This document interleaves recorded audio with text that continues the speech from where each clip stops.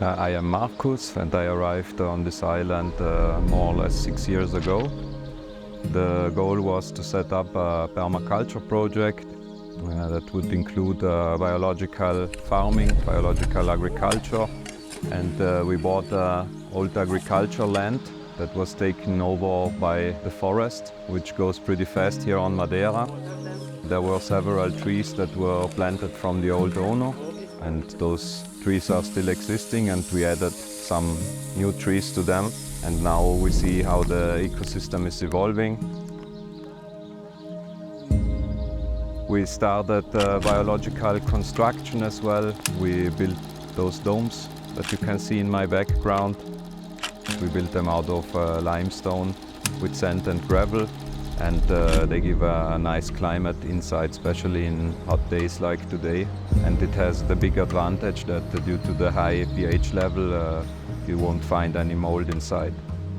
The main goal is going into the direction of self-sustainability in terms of food. That's also why we started with the mushroom project, because they can add a lot on to the well-being of humans.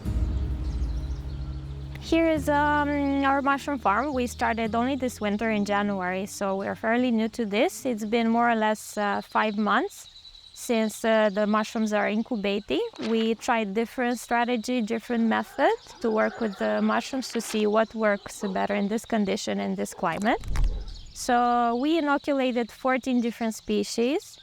2 of them are medicinal, the rest are for eating.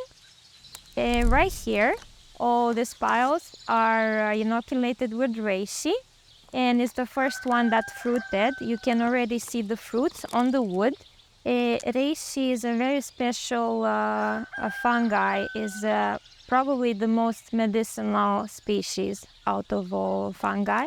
It's been used for thousands of years in Asia and ancient China and Japan. It was called the mushroom of immortality because of this very strong medicinal properties.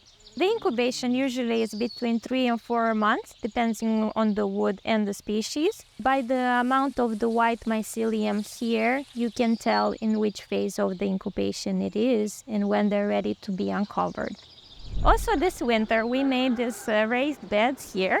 It was very interesting because we use this method which is called the Hugelkultur. So at the bottom you put rotting wood, which we collected from around the forest here. The rotting wood brings a lot of microorganisms in the soil, in the garden. And then you keep adding branches and other organic material, then put soil, we added compost, bokashi, and on top you can see here this fiber is actually sugar cane that we recycled from a rum distillery from Madeira. So it's a material you have in abundance in Madeira, and we wanted to try and use something we have here. It's good as mulch and to cover the paths. You can already see there's a lot of mushroom growing here, so yeah, they like it. I think the research is a very important part of the project to, experiment, learn new stuff. So one day it will be a little lab to work with the spores and the mycelium. So here in the magnifier you can see better the structure of the mycelium. You can see it's all colonized with this white stuff. And it's really holding well together the substrate. You can see also little bugs and insects, which is normal. And it's actually known that the bees like to eat the mycelium of the fungi because of these medicinal properties. Antibiotic, antiviral, antibacterial. For me, this is art.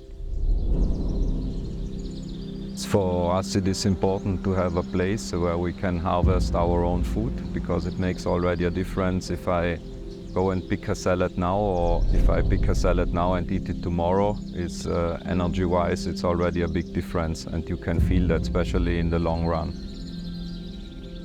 My name is Russ, and I'm the chef on the land, and my responsibilities are to prepare a nice hot meal for lunch. Sometimes I have to come down here and get the fresh crops for the meal later on. And one of the things that we do is collect spinach. that is late to be cooked. Now this is a special variety of spinach. They call it Egyptian spinach, but it's common, it grows everywhere on the island. It's very tasty.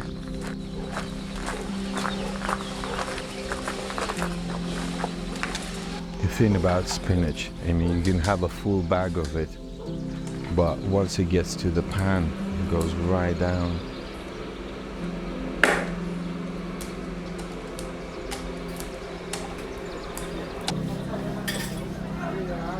As time went by, the project became bigger and new ideas came into the project, and now we also have lots of animals here that we see as our friends. They also have a kind of healing effect, especially when there come some stressed up people from the cities.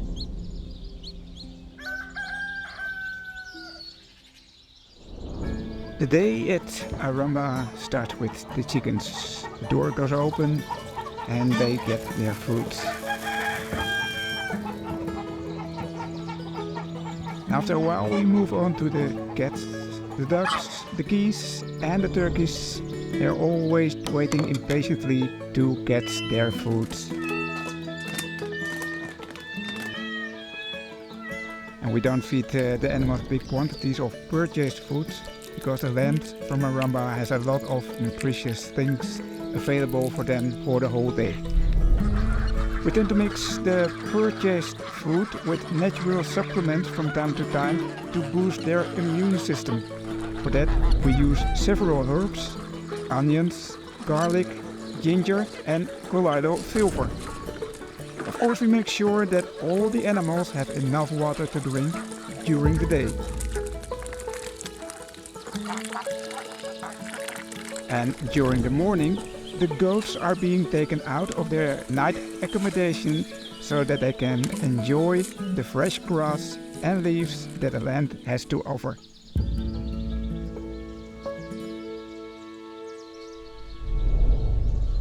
We have a lot of goals to still fulfill. For the future we will have an alternative education system, forest school. This is a project that we do in cooperation with some friends from Greece. This island generally attracts many people interested in alternative medicine, yoga teachers, nutritionists, energetical workers. So for those people we offer for them a space to give workshops.